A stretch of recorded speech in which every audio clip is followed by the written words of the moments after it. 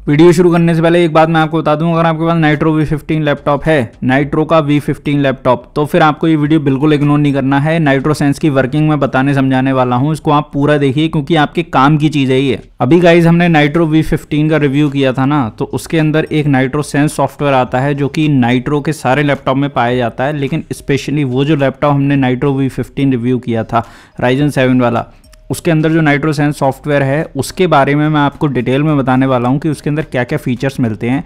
एक बात समझने की यहाँ पे ये है कि देखिए, चाहे आपका कोई भी गेमिंग लैपटॉप हो, उसके अंदर सॉफ्टवेयर सेम साउंड कर सकता है। जैसे नाइट्रो सीरीज़ के अंदर आपको मिलेगा nitro sense software, but software same sound करेगा, लेकिन हर एक लैपटॉप के अंदर फीचर अलग अलग होंगे।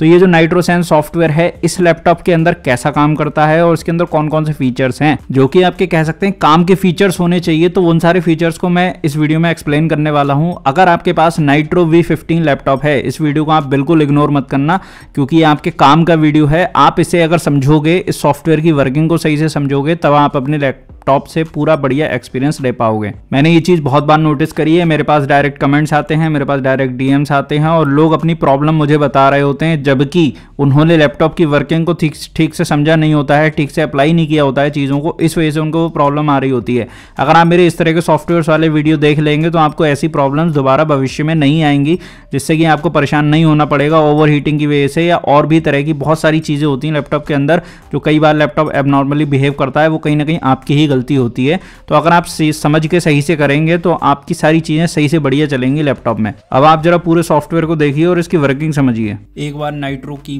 प्रेस करने पर ही नाइट्रो सेंस सॉफ्टवेयर ओपन हो जाता है। तो ये इसका होम विंडो है। इसके अंदर आपको GPU फ्रिक्वेंसी, कुछ GPU से रिलेटेड एंड CPU से रिलेटेड स्टैट्स यहाँ पे नज़र आते हैं।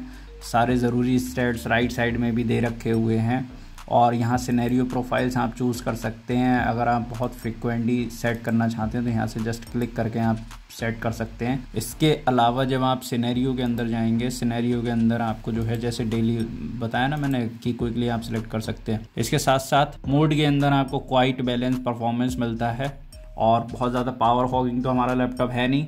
135 वॉट का अडाप्टर है। कोई बहुत ज़्यादा हैवी अगर इसके अंदर 4060 होता, 4070 होता तो बात और होती, बट ये क्योंकि 4050 वाला है तो यहाँ पे जो है परफॉर्मेंस के बाद में कोई भी कस्टम मोड नहीं मिलता है जिसके अंदर आप जो है इसको ओवरक्लॉक कर सकें। ये ऑटोमेटिकली जितना ओवरक्लॉक हो सकता है अपने चेसी के हिसाब से, अपने थर्मल्स के हिसाब से, उतना ओवरक्लॉक ये परफॉर्मेंस मोड पे ऑटोमेटिकली हो जाएगा।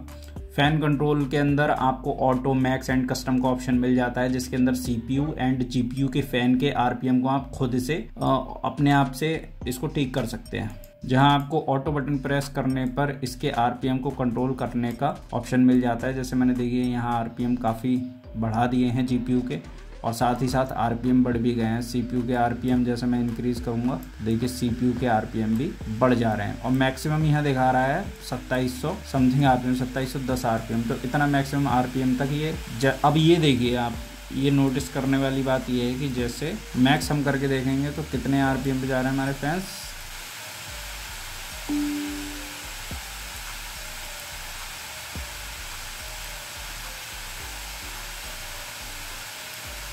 ये देखिए अभी मैंने लोएस्ट RPM पे सेट किए हुए हैं तो फैन की स्पीड कुछ इस तरह से शो कर रहा है। CPU को दिखा रहा है 0 RPM, बट सिस्टम को मेंटेन रखने के लिए उसकी हीट वगैरह को ये ऑटोमेटिकली, भले ही आप जो है इसके बार को आगे पीछे करेंगे लेकिन ये मिनिमम जो है कम से कम लेगा ही, जिससे कि सिस्टम को कूल बना के रख सके।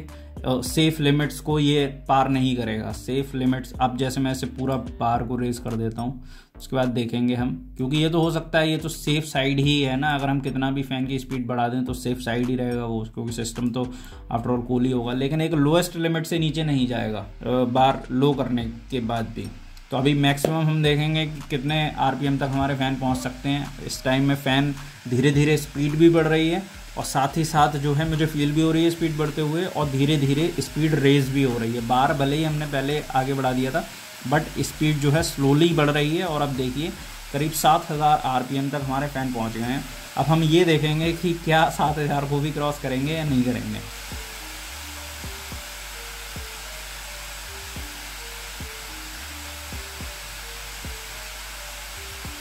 तो ये है फिलहाल मैक्सिमम RPM जो कि काफ़ी ज़्यादा है मेरे हिसाब से। इस समय बिल्कुल हेलीकॉप्टर बन रखा है लैपटॉप और डेफिनेटली बहुत कूल चलता है नाइट्रो इसी वजह से।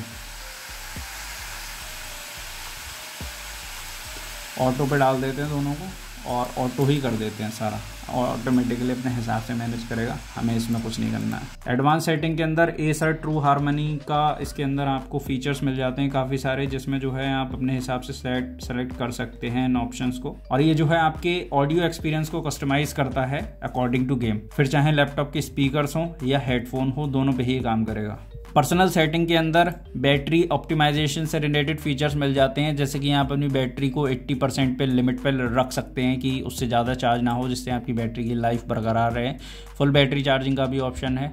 इसके अलावा पावर ऑफ यूएसबी चार्जर का ऑप्शन है। इसके अंदर एक पोर्ट दी गई है डेडिकेटली यूएसबी पोर्ट, जिससे कनेक्ट करके आप अपने स्मार्ट डिवाइसेस, किसी फ़ोन वगैरह किसी भी चीज़ को चार्ज कर सकते हैं। लैपटॉप ऑफ होने पर भी ये पावर देगा। ये लैपटॉप अगर हाइबरनेशन मोड में होगा तब भी ये उसको पावर देगा, आपकी किसी भी चीज़ को चार्ज करवा सकता है। ब्लू लाइट शील्ड है, कीबोर्ड की स्टिकी कीज को ऑन ऑफ करने का बटन है, बैकलाइट को आप कंट्रोल कर सकते हैं। एक ही कलर की इसके अंदर वाइट बैकलाइट मिलती है, कोई RGB वगैरह नहीं है, और बूट लोगो कस्टमाइजेशन भी हम कर सकते हैं।